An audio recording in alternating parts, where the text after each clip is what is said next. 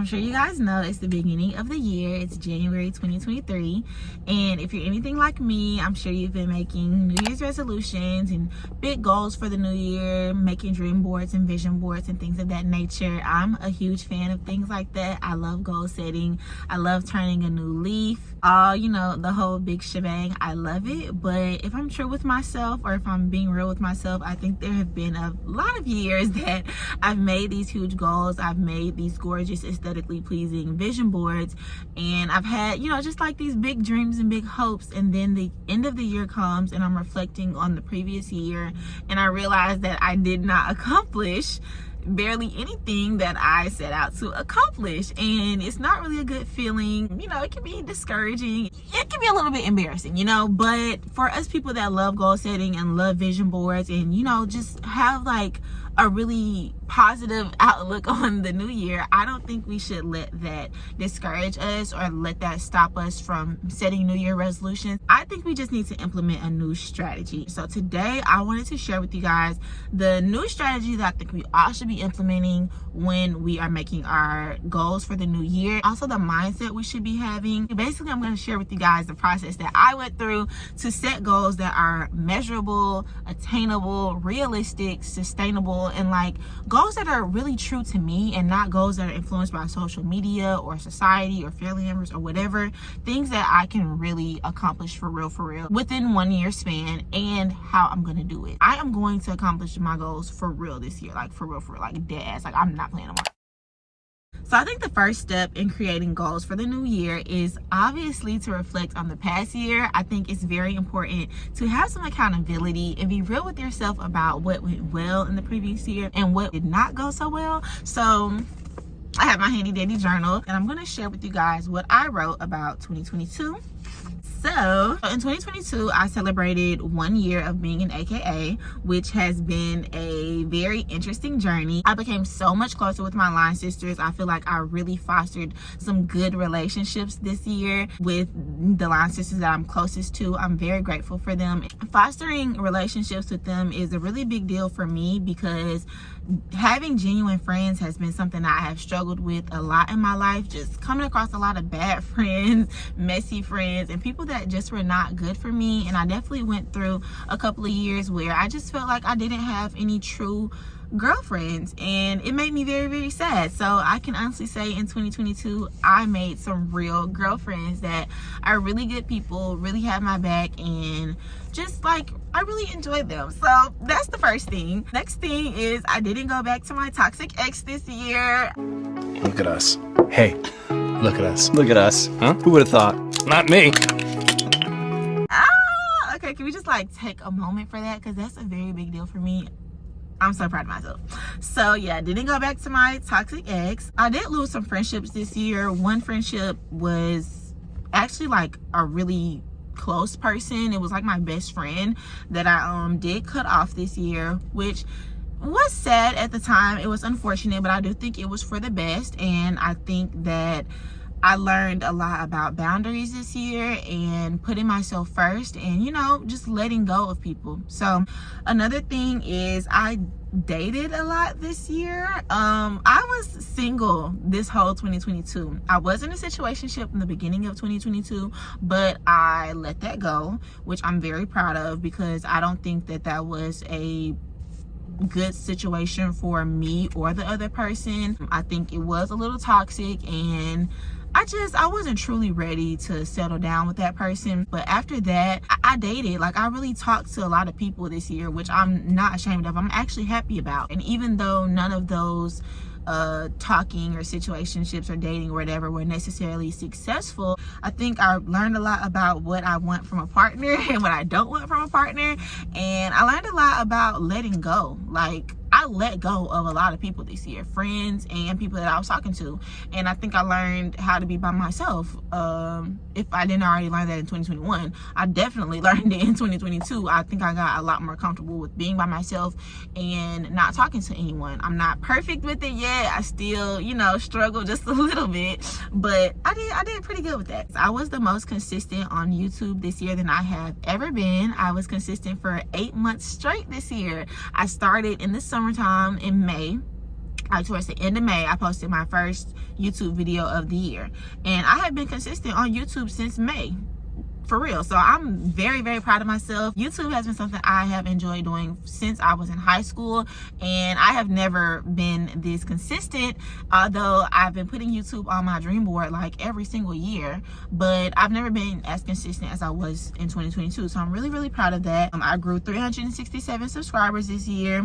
I did a lot of modeling and took a lot of outfit pictures in the beginning of the year. I kind of fell off with that once I started getting focused on YouTube, but that's good too. I also had a lot of family time this year. I did struggle a little bit in school this year, and I also fell off with TikTok. I was really, really consistent with TikTok in 2021. I grew like 25,000 followers within a few months on TikTok, and I really fell off with that in 2022. I didn't barely grow any TikTok followers this year, so that's kind of a bummer. But hey, you know, like I said, accountability, reflecting on the good and the bad. I remember when I was setting goals for 2022 in the very beginning, or like at the end of 2021, I think like my word for the year was intuition. That was something that I really wanted to work on in 2022.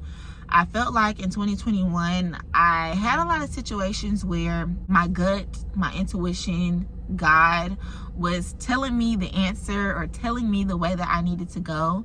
But instead of just trusting myself and listening to myself, I questioned myself a lot. I doubted my own intuition, and I just ended up making decisions that weren't necessarily bad decisions, because I don't really like believe in bad decisions, but I ended up making decisions that weren't really true to me, and just not trusting myself and going to other people for answers that are already within me, you know, and just doing things that were really satisfying to other people and not truly satisfying to me. So that is one thing that I know I really wanted to work on in 2022. And looking back on the year, I think I did get better with that. I wasn't perfect with trusting my intuition, but I think I really did get better. And I think it really showed in those situations where I said I cut people off. Like I cut off like a couple friends in 2022, and a few like every person that I was talking to in 2022, I'm pretty sure I cut them off, except like maybe one, but I cut like them off. So I think I did grow as far as like cutting people off and trusting my first mind and not letting people convince me to do things that I don't truly want to do. 2022 was the year of planting seeds, and 2023 is the year of seeing the fruits of my labor. So after I wrote out my 2022 reflections, I really read over it. I sat with it. I really, you know, thought about the things that happened and didn't happen. And then after that, it was time for the fun part, the goal setting. But like I said, we are implementing a new strategy this year. And the main thing I really wanted for my goals this year was for them to be measurable. I didn't want to just say just these big, vague, you know, goals or whatever. I wanted to write down specifically how I was going to achieve them, and I wanted that to be the focus. So for example, let's say my goal is to make all A's and B's for the first semester of 2023. Instead of writing out or focusing on make all A's and B's, I'm going to think about what I need to do to make all A's and B's, and that is going to be my goal for the year. That is going to be my focus. So if I know to make all A's and B's, I need to study, or I need to set aside 2 hours of studying each day, then that's what I'm going to write. That's going to be my New Year's resolution. My New Year resolution is going to be, I'm going to study for 2 hours, 5 days a week. Not I'm going to make all A's and B's, because even though making all A's and B's is the big goal, just saying that is not gonna make it come true. You know what I'm saying? You have to put the work in. So that's kind of the mindset that I had when setting my goals. But before I did that, I really wanted to organize my goals into sections. So the sections are going to be different depending on the person. My sections are spirituality, school, and career. I only have 3 sections. I feel like one of the ways that a lot of people go wrong in their New Year's resolutions is just making too many of them. Sometimes we get really ahead of ourselves and we think that we're like supermen or superwomen. We're not. We don't need 100 resolutions. You're not going to reach 100 resolutions. You need to be real with yourself, and you need to just have, you know, 2 or 3 to 5 categories, and that's it. So I got spirituality, school, career. So For each one of those sections, I have like a big goal, and then I have the actual like resolutions, like the actual things I'm going to do. So for spirituality, my big goal is just to become more spiritually in tune. So I came up with 4 ways that I'm going to become more spiritually in tune, or more like, I don't think know if I'm saying the right word, but just like more in tune with myself basically this year. So the first one is journal every single time you feel the urge to.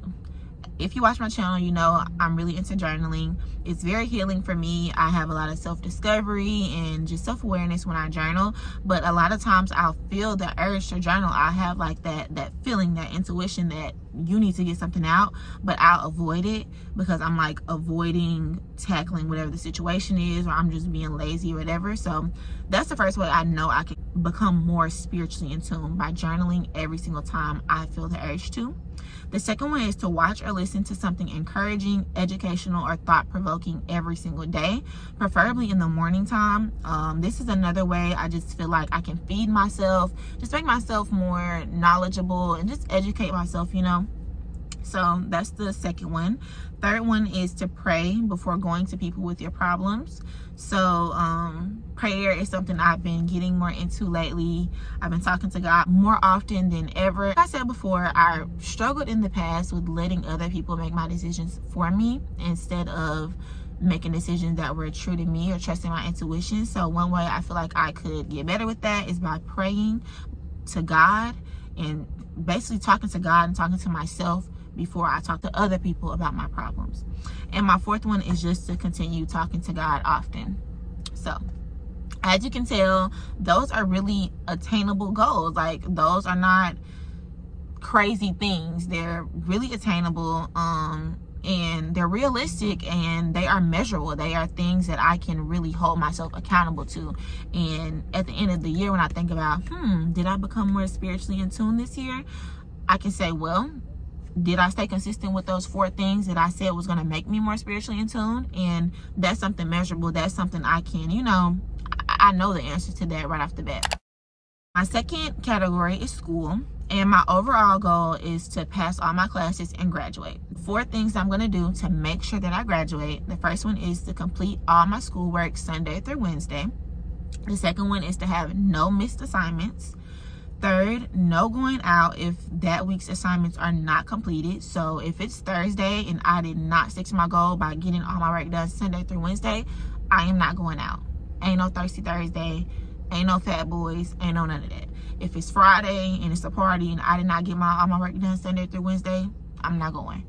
And the fourth one is to take being an RA more serious. That one doesn't have anything to do with graduating, but being an RA pays for me to be in school, so I need to take it a little bit more seriously so I don't get fired, because at the end of the last semester, I was definitely not taking that shit serious.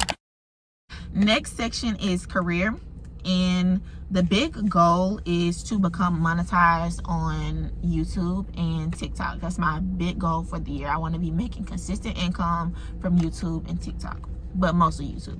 So the first goal is to post on YouTube at least 2 times a week. The second one, post on TikTok at least 1 time a day. 3, focus on creating content Thursday through Saturday. So if you notice, I said I'm doing all my work Sunday through Wednesday. That way, Thursday, Friday, and Saturday, I focus on content creating. And then number 4, keep up with emails and follow up with sponsorship opportunities. This is a problem that I've had in the past. For some reason, it's that self-sabotaging. When I get in one of those moods where I feel like I'm not doing good enough with my social media, I will like self-sabotage opportunities that I get regarding social media because I feel like I'm not worthy. So like if I feel like I'm not being consistent enough, or I'm in a rut and I feel like I'm not doing my best with social media, like I'll just stop checking my emails, and brands will be emailing me trying to work with me, and I'll just like not respond or just not follow up with it just because I'm like self-sabotaging. It's insane. It's literally insane. And then the 5th one is to purchase a camera.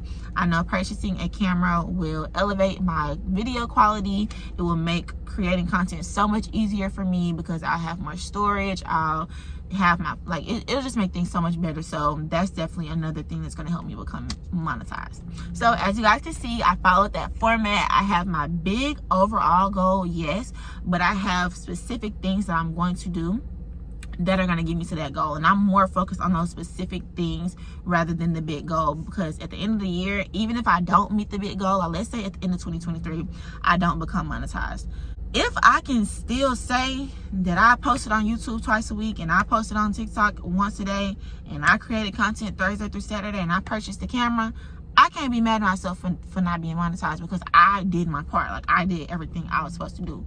If the end of 2023 come and I don't graduate from college, but I can honestly say I did all my work Sunday through Wednesday, I didn't go out when I didn't have my work done, you know, like I did the things I was supposed to do, then I can't be mad at myself, you know. Like, if I do these things, like, it's no way I could not meet my goal if I do these things, you know. Oh, I also came up with a word for the year. So lastly, I've been doing this like every year for like the past 3 years. I like to come up with a word for the year that I want to stick to. I know my word for 2022 was intuition, and my word for this year is discipline.